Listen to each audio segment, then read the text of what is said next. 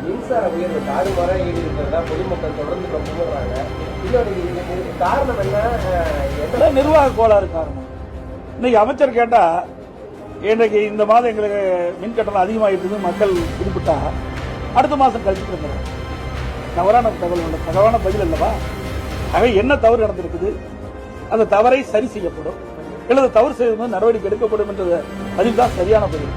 அதில் விட்டுட்டு தவறு செயலை காப்பாற்றிட்டு வருமாக அவருடைய பதில் சரியல்ல. இதுக்கு மஞ்சள் எல்லாம் கரண்ட் பில் எடுக்கலையா? என்ன இவர் வந்த பிறகுதான் மின்சாரமே வந்த மாதிரியும் ரீடிங் எடுக்கிற மாதிரி இருக்குதா?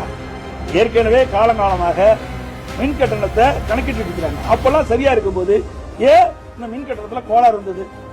அதை இவர்கள் உரிய நடவடிக்கை எடுக்க வேணும்.